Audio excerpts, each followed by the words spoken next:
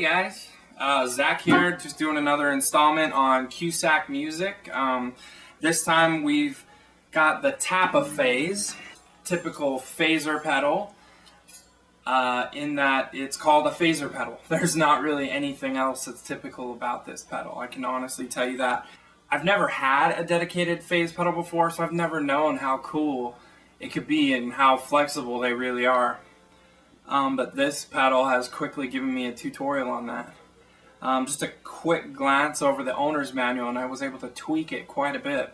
But like all their other Tap-A series, they've got the tap speed button, they've got the on-off switch or bypass. Again, just like the Tap-A Whirl, this has true bypass, so when it's not on, it's not coloring your sound. You shouldn't hear it. Now just a couple of things to touch on.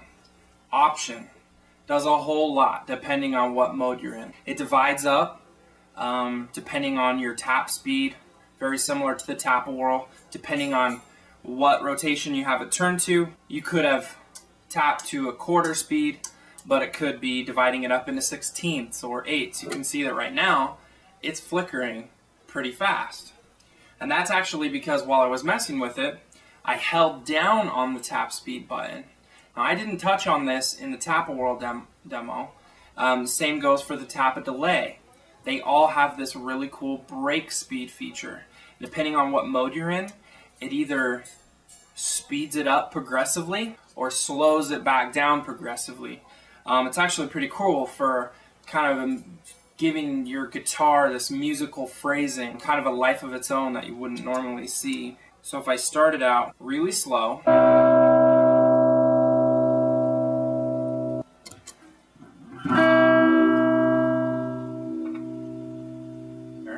now if I do a really, let it be slow at first, then hold it down.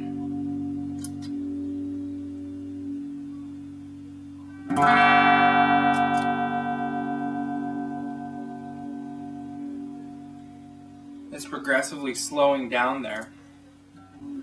Pretty cool.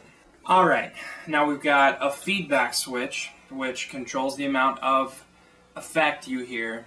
In dead center, you should hear no effect, and then you can go to the left or right, whichever drastic way, and then you've got the color option. This controls what side of the frequency spectrum of the input it's controlling. So you could have it just phasing the lower frequencies of your guitar, or the higher frequencies, or the mids. Kind of cool. That's the flexibility that I'm talking about. Other phasers and big pedals or built into amps, you just hit the phaser button and you pretty much can control the level, how much wet and dry you get, but that's about it. I mean, and then now we've got our depth knob, of course, again controls the ratio at which you hear the effect fluctuate back and forth. I've got it cranked pretty far right now just so you can hear the differences. And then you've got the wave knob.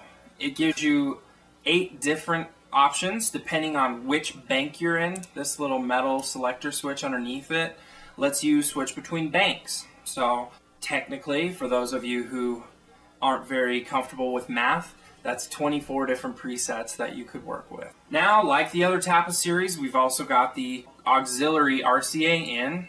It acts as an in or out, so as long as you've got it hooked up to something else, whether it be one of the other Tap-A series or something else that has the ability to send a tap signal through an RCA jack, it'll read it. So you can sync up your entire band if you want to do that. You could just sync up your specific pedals in your pedal board. And it also looks like Captain America, so you know this pedal kicks. Alright, let's mess around with it a little bit. I just move the color around a little bit to see what kind of frequencies I can get.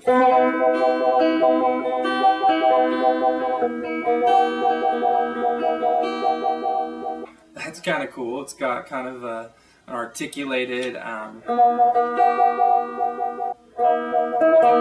just by one of the options in the options toggle. Let's see if we can mess with it.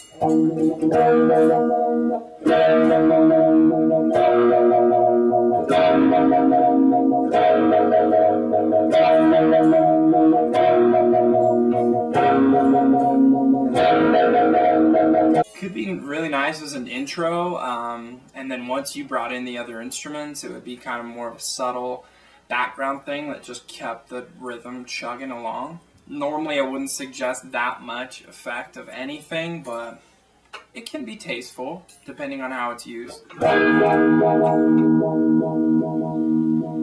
Another.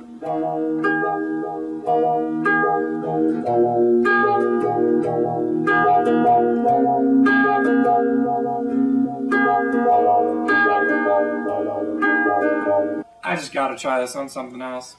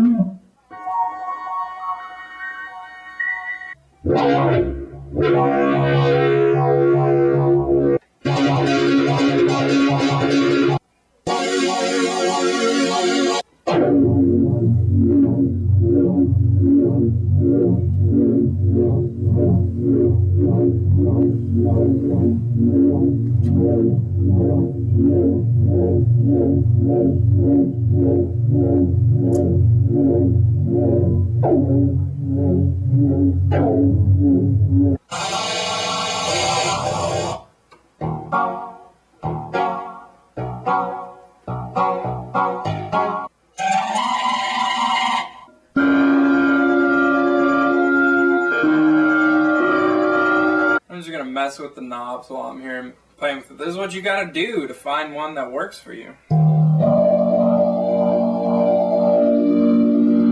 can hear the color spectrum. That's me adjusting the color knob.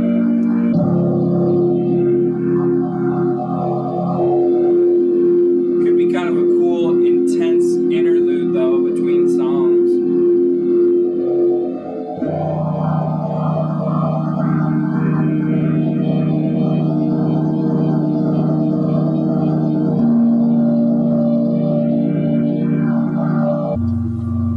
The other thing to point out is that the blue light flickers with the rhythm that it's giving you, so you know what it sounds like, but you shouldn't expect any less if you've messed with any of the other Cusack.